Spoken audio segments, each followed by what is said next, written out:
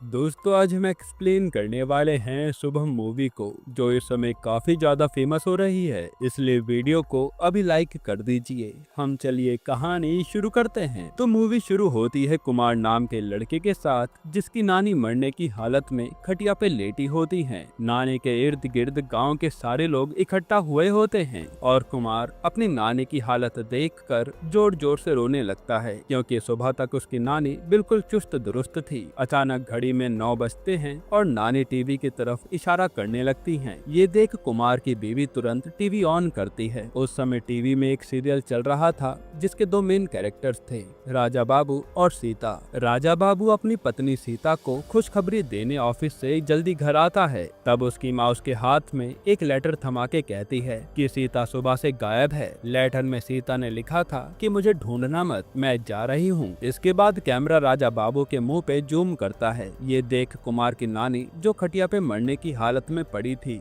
वो सीधा खड़ी हो जाती हैं और सीरियल के डायरेक्टर को गाली देने लगती हैं। कहती हैं कि अबे सालो, और कितना खींचोगे सीरियल को, कब मिलाओगे राजा बाबू को सीता से। अब अगले सीन में हम उसी गाँव के एक बंदे श्रीनिवास को देखते हैं, जो एक लोकल टीवी केबल चैनल चलाता था। फिलहाल उसके केबल चैनल पे वो मूवी की क्लिप्स दिखाकर लोगों से सवाल पूछता है, जैसे उस क्लिप में हीरोइन ने कौन से कलर का ड्रेस पहना था, कौन से कलर के इयररिंग्स पहने थे, वगैरह वगैरह। जो भी सही सवाल का जवाब देगा उसे गिफ्ट मिलेगा, मगर कोई भी सही जवाब नहीं दे पाता। ऐसे जुगाड़ करके श्रीनिवास अपना केबल चैनल चला रहा था और गांव के सभी घरों में उसका केबल चैनल चलता था। और उस केबल चैनल को चलाने वाले सिर्फ 2 ही बंदे थे, एक तो खुद श्रीनिवास और दूसरा उसका असिस्टेंट। श्रीनिवास का असिस्टेंट लोगों के घर जाके केबल लगाने का काम करता था। फिर हम एक पति पत्नी को देखते हैं, वेंकटेश और गायत्री। गायत्री एकदम आज्ञाकारी पत्नी थी, वो वेंकटेश की हर बात मानती थी। हालांकि वेंकटेश गायत्री से जरा भी अच्छा बर्ताव नहीं करता था। इसके बाद हमें गांव के एक और बंदे शाहजहां को दिखाया जाता है, जिसके गांव में एक छोटी सी दुकान थी। शाहजहां की बीवी का नाम था फरीदा,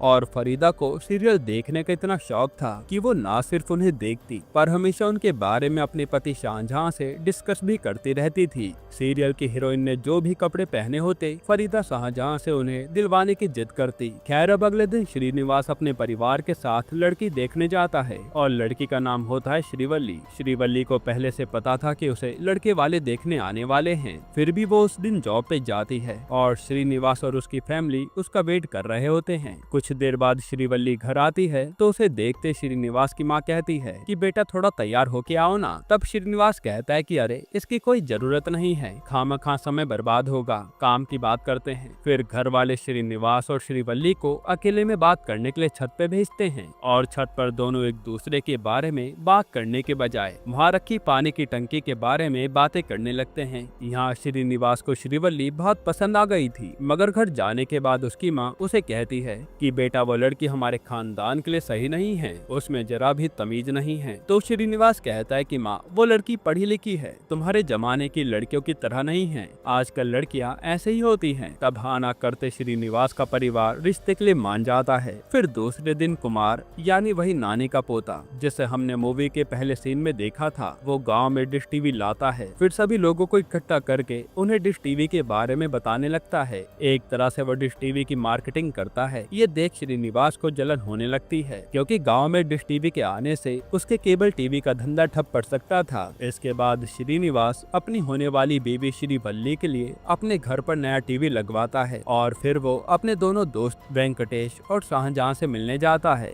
वो उन्हें श्रीवल्ली के बारे में भी बताता है। तब श्रीनिवास के दोस्त उसके मजे लेने लगते हैं, कहते हैं कि तुम पुष्पा नहीं हो जो श्रीवल्ली के सामने झुकोगे, और जब तुम काम से घर लौटोगे तो अपनी बीवी से चाय कैसे मांगोगे। श्रीनिवास कहता है कि कहूँगा। श्रीवल्ली अगर तुम फ्री हो तो मेरे लिए एक कप चाय बना दोगी क्या। ये सुनते उसके दोस्त उस पर हंसने लगते हैं। शाहजहां कहता है कि मैं अपनी बीवी से कॉफी कैसे मांगता हूँ पता है, बस एक शब्द कहता हूँ कॉफी, और अगले ही पल मेरे सामने कॉफी रखी होती है। वेंकटेश भी कहता है शाहजहां तो कम से कम एक शब्द बोलता है, मैं तो बस हाथ ऊपर उठाता हूँ और मेरी बीवी चाय का कप मेरे हाथ में लाके थमा देती है। इन दोनों की बातें सुन श्रीनिवास हैरान हो जाता है। वो कहते हैं कि अपनी बीवी के साथ कोई ऐसे बर्ताव करता है क्या? इस पर वेंकटेश कहता है कि देखो बेटे, मेरी बात सुनो, दुनिया में दो किस्म के मेल होते हैं, एक नॉर्मल मेल और एक अल्फा मेल। मैं और शाहजहां अल्फा मेल हैं। हमारी बीवियां हमारी हर बात सुनती हैं। अगर तुम अल्फा मेल नहीं बनोगे तो तुम्हारी बीवी तुम्हें कंट्रोल करने लगेगी। ऐसे वो लोग श्रीनिवास को शादी और मियाँ बीवी को लेकर थोड़ा ज्ञान देने लगते हैं और देखते देखते श्रीनिवास की शादी की तैयारी शुरू हो जाती है और फिर शादी भी हो ही जाती है। शादी के दौरान ही गायत्री और फरीदा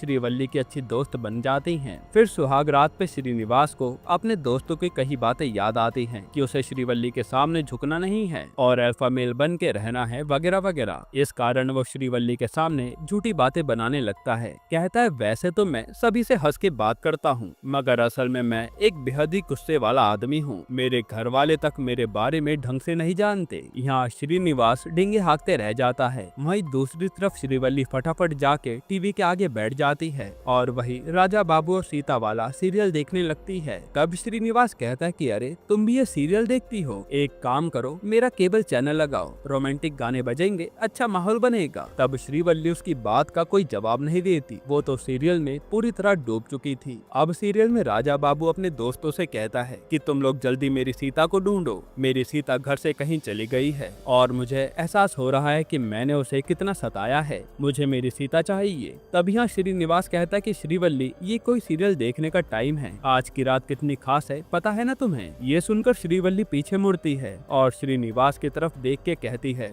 ये देख श्रीनिवास के तो होश उड़ जाते हैं, कहाँ बेचारा अल्फा मेल बनने चला था। मगर फिर वो बिना सुहागरात मनाए ही चुपचाप सो जाता है। अगली सुबह श्रीवल्ली सज धज के श्रीनिवास के पास आती है और पूछती है कि आप कल रात को इतनी जल्दी क्यों सो गए थे। लेकिन श्रीनिवास श्रीवल्ली से गुस्सा था। इसके बाद श्रीवल्ली अपनी सास से कहती है कि मम्मी जी मेरे लिए भी एक डोसा बना दीजिए ना, मुझे ऑफिस के लिए देरी हो रही है। ये सुनते श्रीनिवास के घर वाले चौंक जाते हैं, खास करके श्रीनिवास की माँ। फिर नाश्ता करने के बाद श्रीनिवास श्रीवल्ली को उसके ऑफिस ड्रॉप करने जाता है और जाते वक्त श्रीनिवास श्रीवल्ली को अपना केबल टीवी का ऑफिस दिखाने लगता है। इत्तेफाक से उसके ऑफिस के ही बगल में कुमार के डीटीएच डिश टीवी का बैनर भी लगा हुआ था, जिसमें लिखा था कि कम पैसों में ज्यादा चैनल्स। ये देख श्रीनिवास कुमार के पास जाके भड़क जाता है और मजे की बात यह है कि श्रीनिवास से ज्यादा श्रीवल्ली उस पर गुस्सा करती है। कहती है कि यहाँ से जल्दी अपना बैनर हटवाओ वरना मैं तुम्हारा ऑफिस ही उड़ा दूंगी। तब श्रीनिवास जैसे तैसे श्रीवल्ली को शांत करवा के वहाँ से ले जाता है और शादी की दूसरी रात भी श्रीनिवास अच्छे से तैयार होता है। तब बातों बातों में श्रीवल्ली उसे बताती है कि वो अपने कॉलेज में सिंगिंग किया करती थी। इस पर श्रीनिवास कहता है कि फिर तो मेरे लिए भी कुछ गाओ ना। ये सुन श्रीवल्ली शर्माते हुए उसके लिए गाना गाती है और देखते देखते उसकी आवाज बेसुरी होने लगती है। असल में वो वापस टीवी के सामने जाकर बैठ गई थी, वही सीरियल देखने के लिए। ये देख श्रीनिवास उसके सामने आकर खड़ा हो जाता है। कहता है कि अरे श्रीवल्ली तुम वापस सीरियल देखने लगी, आओ ना कुछ देर और बातें करते हैं। लेकिन श्रीवल्ली का सारा फोकस तो सीरियल पर था और गुस्से में आकर श्रीनिवास टीवी को स्विच ऑफ कर देता है। तब श्रीवल्ली तुरंत खड़ी होकर उसके पास आती है और टीवी ऑन करती है। तब श्रीनिवास दोबारा स्विच ऑफ करने वाला होता है कि उतने में श्रीवल्ली एक हाथ से खटिया को ऊपर उठा देती है। उसकी आवाज भी एकदम डरावनी हो गई थी। उसी भयानक आवाज में वो श्रीनिवास से कहती है कि टीवी ऑफ मत करना। ये सब देख बेचारे श्रीनिवास की बोलते ही बंद हो जाती है और आधे घंटे तक वो दुबक के कोने में बैठा रहता है और फिर वहीं बैठे बैठे उसकी आंख भी लग जाती है। अगली सुबह वो अपने दोस्त वेंकटेश और शाहजहां को अपने ऑफिस बुलाकर वही कल रात वाला किस्सा बताता है। कहता है कि मेरी बीवी तो उस सीरियल के पीछे दीवानी है। यहाँ हैरानी वाली बात तो ये थी कि कल रात शाहजहां की बीवी फरीदा ने भी वैसे ही बर्ताव किया था और यहाँ तीनों दोस्त चौंक जाते हैं ये जानकर कि कैसे 9 बजते ही फरीदा और श्रीवल्ली टीवी के आगे जाकर बैठ जाती हैं और ऐसा अजीब बर्ताव करने लगती हैं। फिर वेंकटेश शाहजहां का मजाक उड़ाने लगता है। कहता है शाहजहां तुम तो मेरी तरह अल्फा मेल थे ना, तुम कब से श्रीनिवास की तरह अपनी बीवी से डरने लगे। फिर श्रीनिवास और शाहजहां वेंकटेश से कहते हैं कि तुम्हारी तो नाइट ड्यूटी होती है ना, इसलिए तुम्हें कुछ भी नहीं पता। एक दिन तुम काम से छुट्टी लेके अपनी बीवी पे ध्यान दो और ठीक 9 बजे उससे कॉफी मांगो। वेंकटेश कहता है कि इसमें कौन सी बड़ी बात है, 9 बजते तुम दोनों मेरे घर के बाहर आ जाना, मैं तुम्हें सिखाऊंगा कि अल्फा मेल कैसे बनते हैं। फिर रात को 9 बजते ही श्रीनिवास और शाहजहां वेंकटेश के घर की खिड़की से अंदर झांकने लगते हैं। तब वेंकटेश अपना हाथ आगे करके गायत्री से कॉफी के लिए पूछता है, लेकिन गायत्री कॉफी देने की बजाय किचन से कुर्सी लाकर टीवी के आगे बैठ जाती है। ये देख वेंकटेश भी चौंक जाता है। फिर वो गुस्से में टीवी बंद करके रिमोट से सेल निकाल के फेंक देता है। तब गायत्री अजीब सी आवाज में उसे कहती है कि मुझे रिमोट दे दो, और वेंकटेश के रिमोट न देने पे वो उसे एक हाथ से हवा में उठा देती है और दूर फेंक के मारती है। तब गायत्री का ये रूप देखकर वेंकटेश की पतलून गीली हो जाती है और डर के मारे वो रिमोट के सेल ढूंढने लगता है, लेकिन उसे सेल नहीं मिलते। तब उसे बचाने उसके दोस्त घड़ी के सेल निकालकर रिमोट में डालकर टीवी ऑन कर देते हैं। फिर गायत्री एकदम से खुश होकर वापस सीरियल देखने लगती है और श्रीनिवास और शाहजहां वेंकटेश के पास आके कहते हैं, देखा कैसे तुम्हारी बीवी चंद्रमुखी की तरह बदल गई थी। इसके बाद सुबह इसी बारे में चर्चा करने तीनों दोस्त एक जगह जाते हैं और आपस में बातें करते हैं कि आखिर ऐसा क्या है उस सीरियल में जो 9 बजते ही हमारी बीवियां टीवी के सामने बैठ जाती हैं और हमारी एक भी नहीं सुनती। शायद वो सीरियल शापित है। तब श्रीनिवास कहता है कि क्यों न इसके बारे में उन्हीं से पूछा जाए कि वो ऐसा बर्ताव क्यों करती हैं, और वेंकटेश कहता है कि ऐसा करने से आगे जाकर हमारी बीवियां हम पर हुक्म चलाएंगी, उनसे क्या पूछना इस बारे में, हम ही इस चीज का हल निकालने की कोशिश करते हैं। तब शाहजहां कहता है कि शायद हमारी बीवियों के अंदर भूत है। इसके बाद जब श्रीनिवास घर लौटता है तो उसकी माँ उससे पूछती है कि तेरी बीवी और तेरे बीच में अच्छे संबंध तो है ना, तुम्हारे बीच कोई मनमुटाव तो नहीं है। कल रात मैंने उसे छत पे कपड़े लाने को कहा था, मगर वो तो सीरियल में इतनी गुम हो गई थी कि उसने मेरी बात तक नहीं सुनी। तभी श्रीवल्ली वहाँ आ जाती है। उसे देख श्रीनिवास की माँ बात बदल लेती है और उन हादसों के बाद से श्रीनिवास, शाहजहां और वेंकटेश तीनों अपनी बीवियों से डरने लगते हैं। एक तरफ श्रीनिवास के केबल टीवी के कस्टमर भी कम हो रहे थे, वहीं कुमार के कस्टमर बढ़ रहे थे, और जब रात होती है तो श्रीनिवास कुछ बहाना बना के घर के बाहर निकल जाता है। असल में उस गांव के सभी मर्दों की हालत ऐसे ही थी। सीरियल शुरू होते ही वो सभी अपनी बीवियों के डर से कुछ न कुछ बहाना बना के घर से बाहर निकल जाते और गांव में चक्कर काटने लगते थे। फिर सुबह वापस तीनों दोस्त मिलकर इस बात पे चर्चा करते हैं कि हमारे गांव में सभी मर्द अपनी बीवियों की हरकतों से परेशान हैं, पर एक ने भी इसके खिलाफ अपनी आवाज नहीं उठाई। दूसरी तरफ श्रीवल्ली, गायत्री और फरीदा को भी लग रहा था कि उनके पतियों की जिंदगी में बदलाव आ रहे हैं, और रात होते ही सभी मर्द घर के बाहर चले जाते हैं, लेकिन किसी ने भी अपनी बीवी से इस बारे में पूछने की हिम्मत नहीं की थी।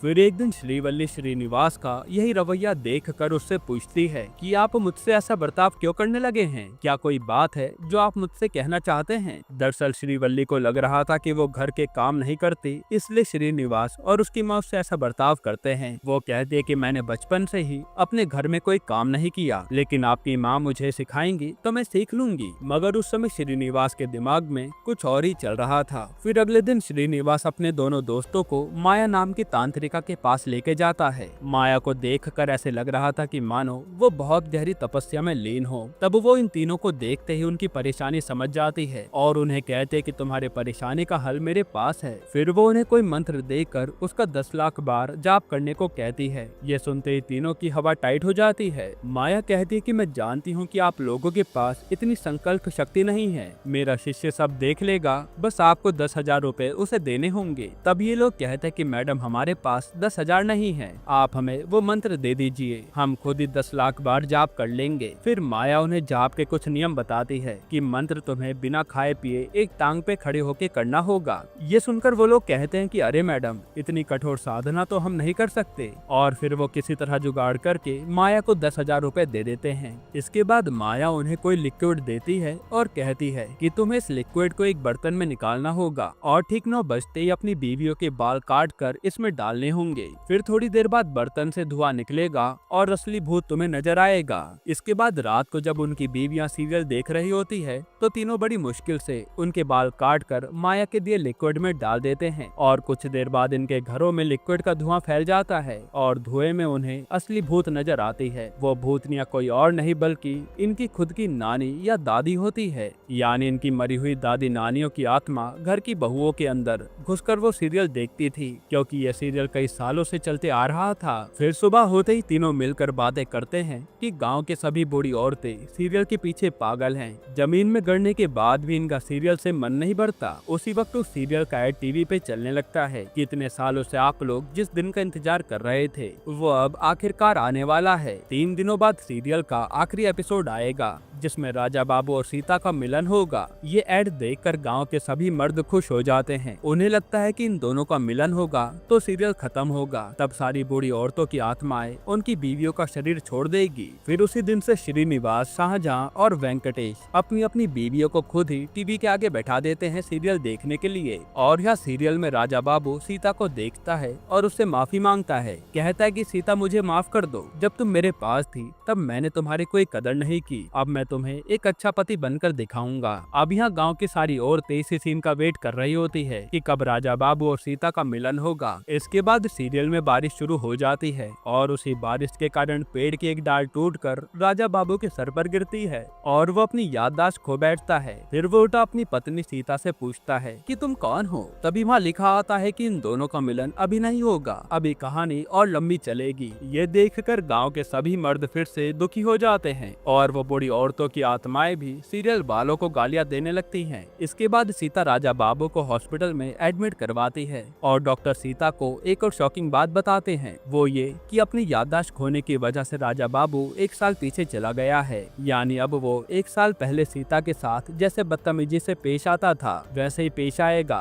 और सीता से नफरत करने लगेगा। तब सीता भी ठान लेती है कि वो अपने पति की याददाश्त वापस लाएगी और उसे अच्छा इंसान बनाएगी। मतलब सीरियल पक्का और 1000 एपिसोड खींचेगा। ये देखकर गांव के सारे मर्द माया के पास जाते हैं। तब माया उन्हें कहते कि इसका हल आप ही के हाथों में है। फिर उस रात जब श्रीनिवास श्रीवल्ली के बगल में सो रहा होता है तो उसे श्रीवल्ली की जगह उसकी दादी नजर आती हैं और डर के मारे वो बेड के नीचे जाकर सो जाता है। ये चीज श्रीवल्ली नोटिस करती है। फिर सुबह होने पे वो श्रीनिवास से बात भी नहीं करती, ना ही घर के काम कर पाती है। तो श्रीनिवास उसके पास जाकर पूछता है कि तुम्हें क्या हुआ है। तो श्रीवल्ली कहते कि मैंने भी कुछ दिनों पहले आपसे यही सवाल पूछा था पर आपने मुझे कोई जवाब नहीं दिया। तब जाकर श्रीनिवास उसे बताता है कि हमारी सुहागरात पे तुमने एक हाथ से खटिया को ऊपर उठा लिया था। जो सुनकर श्रीवल्ली उसकी बातों पर यकीन नहीं करती। फिर श्रीनिवास उसे बहुत समझाता है और इस तरह बातों ही बातों में श्रीनिवास की दादी वापस श्रीवल्ली के अंदर आ जाती है। वो श्रीनिवास को डांटने लगती है, कहती है कि मेरे सीरियल के बारे में कुछ भी मत बोलो। इसके बाद श्रीवल्ली, फरीदा और गायत्री मिलकर इसी बारे में बातें करने लगती हैं। गायत्री और फरीदा को तो रात की कुछ भी बातें याद ही नहीं होती, न ही इनके पतियों ने इन्हें इसके बारे में कुछ भी बताया होता है। सिर्फ श्रीनिवास ही था जिसने श्रीवल्ली को ये बात बताई थी। यहाँ श्रीवल्ली की बातें सुनकर गायत्री और फरीदा भी उसकी बातों पर यकीन नहीं करते और कुछ देर बाद वेंकटेश और शाहजहां श्रीनिवास को जाकर डांटने लगते हैं। कहते हैं कि तूने अपनी बीवी को सब कुछ बता दिया, हमारी बीवियां भी हमसे इस बारे में पूछ रही हैं। हमने क्या तय किया था कि ये बात अपनी बीवियों को नहीं बताएंगे। तब श्रीनिवास कहता है कि कल रात मेरी बीवी बहुत ही डरावनी लग रही थी, इसलिए मुझे उसे सच बताना पड़ा। मुझे क्या पता था कि वो जाकर ये बात तुम दोनों की बीवियों को बता देगी। इसके बाद इनकी बीवियां इन्हें अलग अलग सुझाव देने लगती हैं, जैसे टीवी बंद कर देना, रिमोट से सेल निकाल देना वगैरह वगैरह, जो ये तीनों तो पहले ही आजमा के देख चुके थे। तब वो लोग अपनी बीवियों से कह दें कि इसमें से कोई भी चीज काम नहीं करेगी और सीरियल खत्म होते ही आत्माएं तुम्हारा शरीर छोड़कर चली जाएंगी। इसी बीच श्रीनिवास के माँ बाप भी उससे ढेर सारे सवाल करने लगते हैं, तो मजबूरन श्रीनिवास को उन्हें सब कुछ बताना पड़ता है और देखते देखते पूर्णमास की रात आ जाती है। तब माया ने इन्हें बताया था कि पूर्णमास की रात भूतों की शक्ति बढ़ जाती है, तुम लोगों को सावधान रहना होगा। अब हम देखते हैं कि सीरियल में राजा बाबू सीता को बुरी तरह टॉर्चर करने लगता है। ये देख सारी आत्माएं भड़क जाती है और इनके गुस्से की वजह से घर का सारा सामान हिलने लगता है। फिर अगले दिन श्रीनिवास, शाहजहां और वेंकटेश वही रात का किस्सा एक दूसरे से शेयर कर रहे होते हैं कि उनकी बीवियों ने पिछली रात क्या क्या किया। असल में रात में इनकी बीवियों ने इन्हीं को पेट दिया था। तभी यहाँ टीवी पर राजा बाबू का इंटरव्यू चलने लगता है और इंटरव्यू वाले ऑडियंस से कॉल पे सीरियल का फीडबैक ले रहे थे। तब इंटरव्यू देखकर श्रीवल्ली, फरीदा और गायत्री उस न्यूज चैनल को कॉल लगाती हैं और राजा बाबू को खूब गालियां देती हैं कि तुम सीता पर इतना जुल्म क्यों कर रहे हो और फटाफट इस सीरियल को खत्म करो। तब वो बंदा भी भड़क जाता है, कहता है कि हमारा सीरियल है, हमारी मर्जी कि हम उसे कब खत्म करेंगे और इसी जुल्म के कारण हमारे सीरियल की टीआरपी बढ़ रही है। अगर आपको ये पसंद नहीं है तो मत देखिए। तब यही इंटरव्यू देखकर श्रीनिवास के दिमाग में एक जबरदस्त आइडिया आता है और वो अगले दिन अपने दोस्तों से कहता है कि हम खुद राजा बाबू और सीता का मिलन शूट करके अपने केबल चैनल पे चलाएंगे और सीरियल का दी एंड कर देंगे। तब उसके दोस्तों को आइडिया बहुत पसंद आता है और अब इनकी यही उम्मीद थी कि सीरियल एंड होगा तो आत्माएं आत्माएं उनकी बीवियों के शरीर को छोड़ देगी। फिर वो लोग एक लोकल डायरेक्टर और कैमरामैन से मिलने जाते हैं। उस डायरेक्टर ने पहले एक मूवी बनाई थी, तो ये लोग उससे वो सीरियल दिखाकर सीरियल की स्टोरी सुनाते हैं कि फाइनल एपिसोड में इन दोनों का मिलन होगा। तो डायरेक्टर कहता है कि ठीक है, इसमें कौन सी बड़ी बात है, मिला देंगे दोनों को। इसके बाद वो लोग 2 लोकल एक्टर्स को लेकर एपिसोड शूट करने की तैयारी में लग जाते हैं। फिर 9 बजे श्रीनिवास केबल चैनल पे उस फेक एपिसोड को प्ले करता है। और मजे की बात तो यह है कि वो फेक एपिसोड देखकर इनकी बीवियां खुश हो जाती हैं और उसके केबल चैनल की टीआरपी भी अचानक से बढ़ जाती है। सब लोग अपने घर से कुमार की डिश टीवी हटाकर वापस केबल चैनल पे आ जाते हैं। इसके बाद ये लोग एक और एपिसोड शूट करने की प्लानिंग करते हैं और सोचते हैं कि हीरो हीरोइन को ऐसे तुरंत नहीं मिलाया जा सकता, कोई सॉलिड वजह होनी चाहिए उनके मिलने की। फिर उनके शूट के एपिसोड में सीता अपनी जॉब छोड़ देती है और राजा बाबू से कहती है कि मैंने अपनी नौकरी छोड़ दी है आपके लिए, अब से आप जैसा कहोगे मैं वैसा ही करूंगी। यह एपिसोड देखकर वो बूढ़ी आत्माएं भड़क जाती हैं कि राजा बाबू ने उसकी पत्नी का हक छीना है। फिर सुबह ये लोग वही बात अपनी बीवियों को बताते हैं, तो उनकी बीवियां भी उन्हें अगला एपिसोड लिखने में उनकी मदद करती हैं और उन्हें ऐसी एंडिंग की तलाश थी जिसे देखते सारी आत्माएं शांति से चली जाएं। ऐसे ही करके वो लोग लास्ट एपिसोड की अच्छी सी कहानी लिखकर सीरियल का एंड कर देते हैं और रात को सभी लोग खुश होने लगते हैं कि आज के बाद से उनकी परेशानियां खत्म हो जाएंगी और उनकी बीवियां उन्हें वापस मिल जाएंगी। अब यहाँ श्रीनिवास के माँ बाप भी श्रीवल्ली के बगल में बैठकर सीरियल देखने लगते हैं और टीवी ऑन करके केबल चैनल लगाते हैं, पर सीरियल शुरू होने में अभी 5 मिनट बाकी थे। ये देख सभी मर्द घर के बाहर चले जाते हैं और श्रीवल्ली के हाथ पैर भी बांध देते हैं, लेकिन केबल की लाइट जाने के कारण सीरियल शुरू होने में देर हो रही थी। ये देख सभी आत्माएं हंगामा करने लगती हैं। असल में केबल चैनल की लाइट जाने के पीछे कुमार का हाथ था, क्योंकि श्रीनिवास के केबल की वजह से कुमार के डिश टीवी का धंधा चौपट हो रहा था और कुमार ने श्रीनिवास के केबल का बॉक्स से निकाल कर फेंक दिया था। तब श्रीनिवास गांव वालों से कहता है कि वो लोग अपने अपने घर का टीवी लेकर बाहर ग्राउंड में आ जाएं। फिर वो ग्राउंड में एक साथ सभी टीवी पे सीरियल चलाने लगता है। तब सीरियल की आवाज सुनते ही गांव के सारे भूत ग्राउंड में आ जाते हैं और सीरियल में राजा बाबू आखिरकार सीता को अपना लेता है। और इसी एपिसोड के दौरान श्रीनिवास, शाहजहां और वेंकटेश को भी इस बात का एहसास होता है कि उनकी बीवियां उनसे क्या चाहती हैं। और एपिसोड खत्म होते ही टीवी पे द एंड लिखा आता है, जिसे देख सारी आत्माएं शांत हो जाती हैं। उस दिन से वो तीनों दोस्त अल्फा मेल बनने के बजाय अपनी बीवियों से अच्छे से पेश आते हैं और हर चीज में उनकी मर्जी जानने की कोशिश करते हैं। और अब ये सीरियल खत्म होने की वजह से आत्माएं भी उनकी बीवियों के शरीर से चली गई थी। फिर एक दिन कुमार रोते हुए श्रीनिवास के पास आकर कहता है कि भैया मुझे भी आपके केबल कनेक्शन दे दो ना, मेरी दादी इस दुनिया से चल बसी हैं, अब वो भी मेरी बीवी के शरीर में घुसकर वही सीरियल देख रही हैं। असल में हुआ ये था कि जब कुमार ने श्रीनिवास के ऑफिस जाकर उसके केबल टीवी का बॉक्स निकालकर दूर फेंका था, वही बॉक्स लगने से कुमार की दादी की मौत हो गई थी, जिसकी आत्मा अब सीरियल देखने के लिए उसकी पत्नी के शरीर में आती है।